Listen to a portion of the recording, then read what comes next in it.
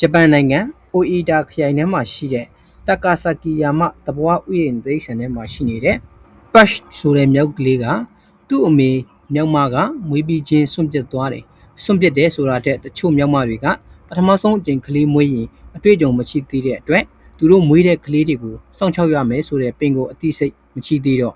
ကလေးတွေကိုထိမ့်သိမ်းစောင့်ရှောက်တာမျိုးမလုပ်ပဲစွန့်ပစ်ထားတဲ့ပုံစံမျိုးရှိကြပါတယ်။ဒါကလည်းသဘောဝတရားတွေကတစ်ခုပါပဲ။တိရစ္ဆာန်ထိမ့်သိမ်းရေးဝန်ထမ်းတွေကပဲနိုဘူးနဲ့တိုက်ပြီးပြုစုစောင့်ရှောက်ဝန်းမြူခဲ့တာပေါ့။အမေကိုလိုက်ရှာနေရှိတဲ့ပတ်ရှ်ကိုဝန်ထမ်းတွေက NKEA ကထုတ်တဲ့ Youngest Scott ဆိုတဲ့အရုပ်ကလေးပေးထားလိုက်ပါတယ်။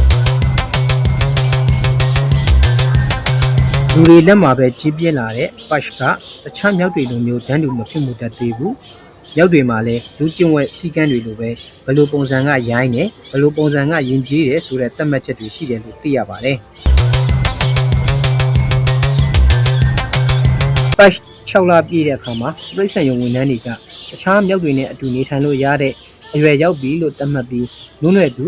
Japanese Manquis တွေနဲ့ကြားထဲမှာထပ်ပေးလိုက်ပါတယ်။ပတ်ရှ်ကတခြားမြောက်တွေနဲ့အတူရင်းနှီးဖို့ကြိုးစားတယ်။တစ်ခါတလေအဖက်ခံခြင်းလို့တခြားမြောက်တွေရေခွင်းနဲ့အတင်းသွားဝင်တာမျိုးတွေရှိတယ်။ဒါကလည်းမြောက်ပေါက်စာကလေးတွေရဲ့ထုံးစံလို့ပြောလို့ရပါတယ်။အချစ်ခံစောင့်ရှောက်ခံခြင်းတာရဲ့တဘာဝရဲ့ပေါ့။ဒါပေမဲ့ခုနကပြောသလိုပဲလူတွေလက်ထက်မှာပဲကြီးပြင်းလာတော့သူ့အပြုအမူတွေကတခြားမြောက်တွေအတွက်ထူဆန်းနေတယ်လို့ကိုသားသမီးမဟုတ်တဲ့မြောက်ပေါက်စာကလေးတွေကိုအမေမြောက်မတွေကခတ်တယ်လုပ်လို့မရှိပါဘူး။အဲ့တော့ရင်ခင်နဲ့အတင်းဝင်မှုလုပ်တဲ့ဖတ်ရှ်ကိုတွန်းထုတ်တဲ့ဗီဒီယိုတွေကဆိုရှယ်မီဒီယာပေါ်ကိုရောက်ရှိလာပါတယ်။မြောက်အတန်းဝိုင်းကလက်မခံတဲ့ဒီမြောက်ပေါက်စာကလေးက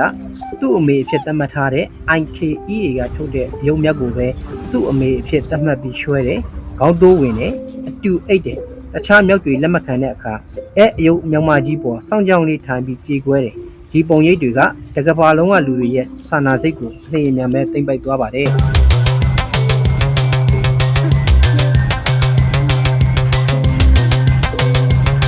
အခုလက်ရှိပတ်ရှ်ရဲ့နောက်ဆုံးတက်လာတဲ့ဗီဒီယိုတွေအရဆိုရင်တခြားမြောက်တွေရဲ့လက်ခံခြင်းကိုရရှိနေပါပြီ။လူငယ်စုဝင်တယောက်အဖြစ်သတ်မှတ်လိုက်ကြပြီလို့ပြောရမယ်။ဒါဆိုရင်ပတ်ရှ်ကအောင်မြင်ခဲ့ပြီပေါ့။တိတ်မကြခင်သူ့အမေအယုတ်မြောက်မကြီးကိုလက်ထဲကချရတော့မဲ့အရေးအယောင်တွေလည်းတွေ့နေရပါပြီ။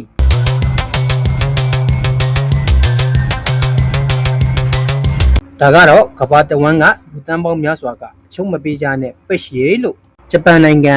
အိုအီတာခရိုင်မှာရှိနေတဲ့တာကာဆာကီယာမသဘောတိရစ္ဆာန်တွေကမြောက်ကလေးပတ်ရှ်ကိုအားပေးတဲ့နေပဲဖြစ်ပါတယ်။ဒီလိုမျိုးစိတ်ဝင်စားဖွယ်ရာအပေများတိရစ္ဆာန်လေးတွေမြတ်အကြောင်းကိုသိကျင်နေဆိုရင်တော့ကျွန်တော်တို့ရဲ့ Living Nook Channel လေးကို Subscribe လုပ်ထားပေးပါ Like လေးပေးကြဖို့မေတ္တာရက်ခံပါတယ်။